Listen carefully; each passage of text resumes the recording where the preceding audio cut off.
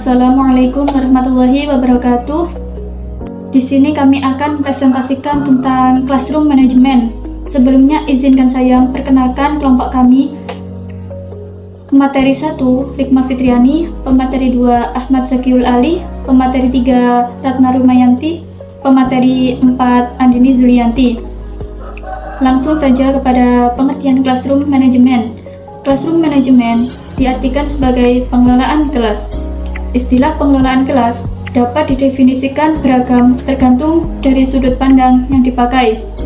Weber memandang pengelolaan kelas dari pendekatan otoriter, yaitu tugas guru adalah menciptakan dan memelihara aturan di dalam kelas melalui penerapan disiplin. Adapun pendekatan lain yaitu pendekatan permisif, menyatakan bahwa pengelolaan kelas adalah kegiatan guru dalam memaksimalkan kebebasan siswa untuk melakukan apa yang mereka inginkan kapanpun mereka mau. Di samping kedua pengertian di atas, Weber mengemukakan 3 pengertian lain. Pertama, pengertian didasarkan pada pendekatan modifikasi tingkah laku. Peran guru dalam pengelolaan kelas adalah membantu siswa mempelajari tingkah laku yang diharapkan melalui penerapan prinsip-prinsip yang berasal dari teori penguatan. Kedua, didasarkan pada pendekatan iklim sosio-emosional. Peran guru dalam pengelolaan kelas adalah mengembangkan iklim sosio-emosional kelas yang positif melalui penciptaan hubungan interpersonal yang sehat baik antara guru dan siswa maupun antara siswa dengan siswa. Yang ketiga, didasarkan pada pendekatan proses kelompok. Peran guru dalam pengelolaan kelas adalah membantu mengembangkan dan melaksanakan sistem kelas yang efektif. Jadi, pengelolaan kelas didefinisikan sebagai serangkaian tindakan yang dilakukan guru dalam upaya menciptakan kondisi kelas agar proses belajar mengajar dapat berjalan sesuai dengan tujuannya. Tujuan pengelolaan kelas adalah penyediaan fasilitas bagi bermacam-macam kegiatan belajar siswa dalam lingkungan sosial, emosional, dan intelektual di dalam kelas. Fasilitas yang disediakan dapat menciptakan suasana belajar yang memberikan kepuasan. Pengelolaan kelas berfungsi untuk membuat perubahan-perubahan dalam kelas sehingga peserta didik dapat bekerja sama dan mengembangkan kontrol diri. Saya Ahmad Zakiul Ali. Ini saya melanjutkan dari pemateri yang pertama, yaitu tentang keterampilan yang dibutuhkan guru. Keterampilan yang dibutuhkan guru secara umum diantaranya yang pertama yaitu keterampilan yang berhubungan dengan penciptaan dan pemeliharaan kondisi belajar yang optimal. Yang kedua, keterampilan yang berhubungan dengan pengembangan kondisi belajar yang optimal. Yang ketiga, keterampilan yang berhubungan dengan kondisi belajar optimal setelah mendapat gangguan. Guru memiliki keterampilan secara pribadi yang dapat diciptakan dengan beberapa cara, yaitu yang pertama, menunjukkan kehangatan dan kepekaan terhadap kebutuhan peserta didik, baik dalam kelompok kelas maupun perorangan. Yang kedua, mendengarkan secara simpatik ide-ide yang dikemukakan oleh peserta didik. Yang ketiga, memberikan respon positif terhadap pemikiran peserta didik. Yang keempat, membangun hubungan saling percaya. Yang kelima, menunjukkan kesiapan untuk membantu peserta didik. Assalamualaikum warahmatullahi wabarakatuh. Saya Ratna Rumayanti dari kampus 10. Di sini saya akan melanjutkan presentasi dari teman saya, yaitu menciptakan lingkungan kelas yang kondusif untuk belajar. Menciptakan lingkungan kelas yang kondusif untuk belajar adalah hal yang penting untuk meningkatkan efektivitas pembelajaran. Di sini juga ada beberapa tips untuk menciptakan lingkungan kelas yang kondusif. Yang pertama, menata ruang kelas untuk belajar. Ruang kelas yang rapi dan bersih dapat membantu menciptakan suasana belajar yang kondusif. Yang kedua, membangun suasana belajar dan mengajar yang menyenangkan. Suasana yang menyenangkan dapat membantu siswa lebih mudah berkonsentrasi dalam proses pembelajaran. Yang ketiga, menyampaikan aturan dengan tegas namun penuh empati. Aturan yang tegas dapat membantu siswa disiplin di kelas. Namun, aturan tersebut harus disampaikan dengan penuh empati agar siswa merasa tidak tertekan. Yang keempat, bangun komunikasi yang baik dengan orang tua. Komunikasi yang baik dengan siswa dan orang tua dapat membantu menciptakan lingkungan yang kondusif. Yang kelima, libatkan siswa dalam proses pembelajaran. Siswa yang aktif dalam proses pembelajaran cenderung lebih mudah berkonsentrasi dan memperoleh hasil yang lebih baik.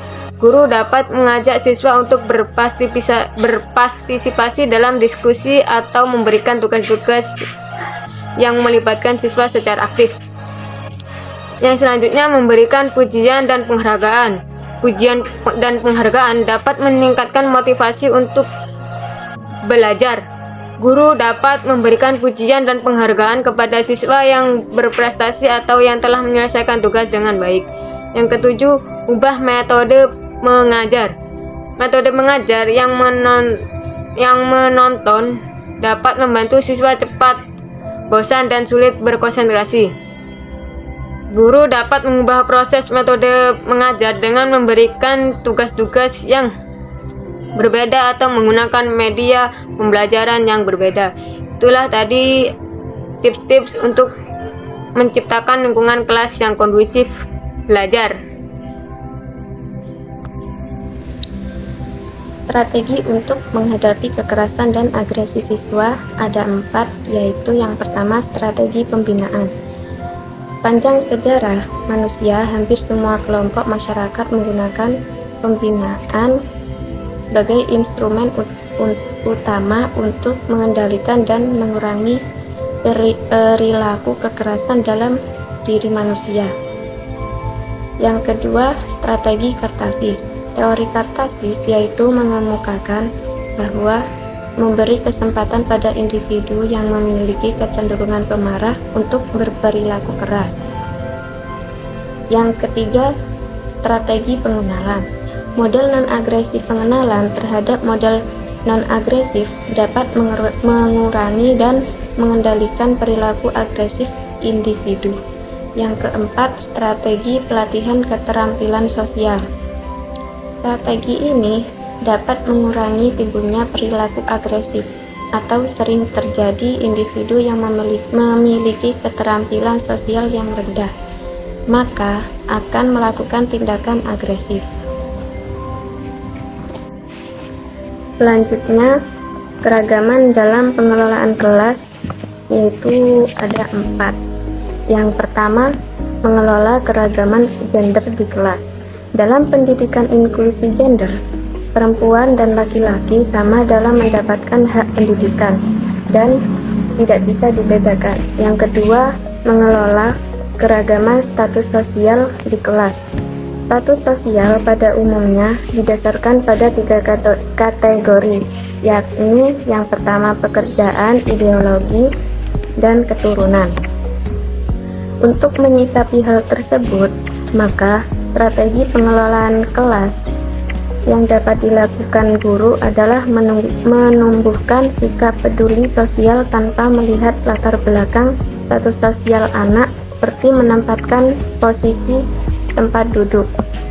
Yang kedua, mengelola keragaman etnis di kelas. Strategi yang dapat dikembangkan guru dalam mengelola keragaman etnis adalah membuat kelompok belajar seperti etnis Jawa dan Madura dan lain-lain. Yang ketiga, mengelola keragaman kecerdasan siswa di kelas.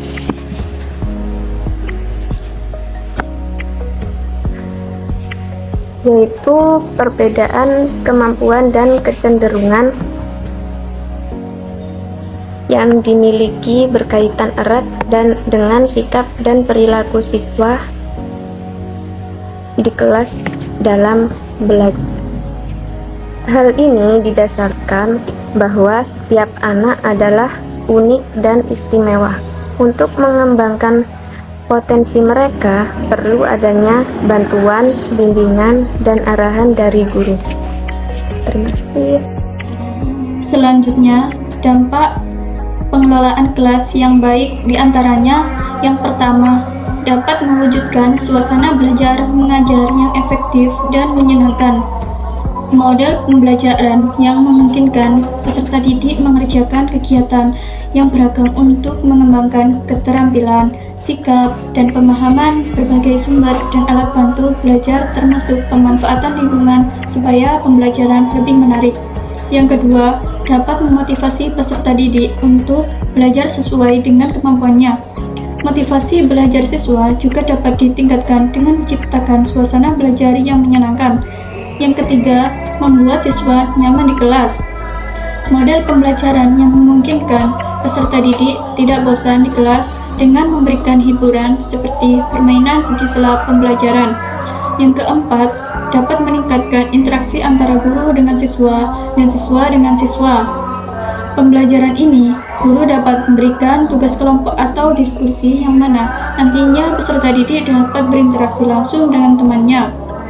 Yang kelima, iklim kelas yang kondusif akan memberikan dampak positif karena peserta didik menjadi betah di kelas, peserta didik antusias dalam belajar. Terima kasih, sekian dari presentasi kami. Wassalamualaikum warahmatullahi wabarakatuh.